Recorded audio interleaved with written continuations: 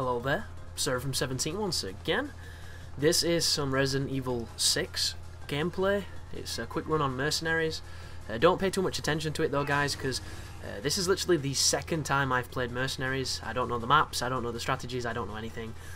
I actually wanted to put Agent Hunt gameplay in the background because it's so ridiculous, but I tried today, which is the day after this game was released globally, and for some reason I couldn't find any sessions to join.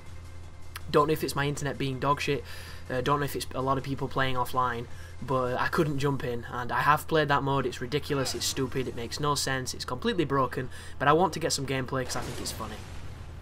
But the purpose of this video is not just, you know, yo, Resident Evil 6 came out, but I am covering it, I will be doing a guide, and I wanted to let my subscribers get in on the guide. And this is not, you know, a request for a co-op partner, unfortunately, so don't get your hopes up too high. Basically, would you prefer me to do a single player guide to it, or would you prefer me to do a co-op guide? The only problem that we face here with a co-op guide is you will not be able to see the other perspective unless we did perhaps a split screen. But in all honesty, watching split screen on a tiny screen on YouTube is not cool, it's not fun, so I don't think that's a very good idea. But I'm open to suggestions, and that's what this is. So if you leave some suggestions in the comments, it will definitely dictate how quickly you see this guide. Obviously, if you say solo, I can get it up much quicker, but don't let that put you off saying you want to co-op one, because Aiden will be more than happy to take part with it. Just once again, there might be certain areas of the game where, you know, he's doing things and I'm a support role at that point, and I'm telling you what he was doing at that specific moment. So, yeah, it's an interesting choice, because this game, traditionally I would say that this can be a very difficult game on professional, especially if you're starting from scratch like we will be, so we'll have none of the upgrades, none of that good stuff. But at the same time, there is an option in this game. When you first turn it on, you don't have to put in any cheats, you don't have to play the game at all, to have unlimited ammo. And if you have unlimited ammo on this game's going to be very simple, as I run out of stamina right there because I forget that the quick shot takes stamina. It's one way of balancing it. So all the difficulty in this game goes away when you have ammo, because there were situations where me and Aiden were literally punching everything. We got really good at spacing and, you know, predicting the enemy motions and things, and there's a lot of problems with this game that I'm not going to go into on this commentary because it doesn't serve much purpose. But suffice to say, I think this is a bad game, but it's still a fun game, and I'm going to explain all about that in the commentary for the walkthrough. But yeah, leave in the comments what you'd like me to do. Hopefully I'll get some kind of consensus pretty quickly so I can get it started.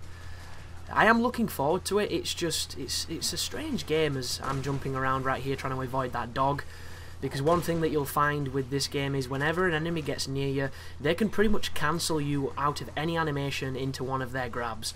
And the grabs on professional difficulty are pretty much a one-hit kill. And this game utilises a very interesting down but not out system that completely fails, and the reviving in co-op is different to how it worked in previous Resident Evils, which kind of breaks the game at parts. Like right there, do you see that? I was in the middle of doing, I think, a running attack just then, doing a specific attack, and he interrupted me and grabbed me. And yeah, one of the many problems of this game. But this right here, mercenary modes, is probably going to be really fun as I get owned by that guy throwing a gun at me. Because this you can play with a friend, you can do it 2-player. I wish it was 4-player. I have no confirmation on whether it is, because the game does mention that there is 4-player co-op, but I think it's in a really specific way. And I read about it earlier, and basically what happens in the game is there's moments when you are reunited with 2 other people in the team. And if anybody's online at that moment and you're not in a private game, you can they can randomly join your game, so that you've got 2 complete strangers helping you kill a boss, which, you know, coming from a Dark Souls player, sounds like a fantastic and unique way to innovate on some, you know, some interesting ideas that the From Software guys have been putting forward, but utilised in a different kind of game. The only problem is you have absolutely no control over it, and it seems a bit strange, and we've not come across it yet. But get set to see a lot of content from this game, because as much as my feelings on it are mixed, and I do have some things that really, really irk me, I am going to be putting up a lot of content. I want to do a lot of mercenary mode stuff with friends, maybe with subscribers, maybe, you know, when I figure out how to get high scores, or I figure out the way to do the maps. Because as it stands, I don't know the strategy on this game. I don't know where all the power-ups are to get super points. I don't know anything except for, you know, shoot the fire extinguishers on the back of these guys' backs, the oxygen tanks, because they blow up, which is pretty cool. But like, if any of y'all played Resident Evil 4, which I hope a lot of you did, because it's the best Resident Evil game ever made, my strategy for mercenary modes was literally shoot them in the kneecap with the weak gun, then going for the, you know, the quick time event that does the melee attack.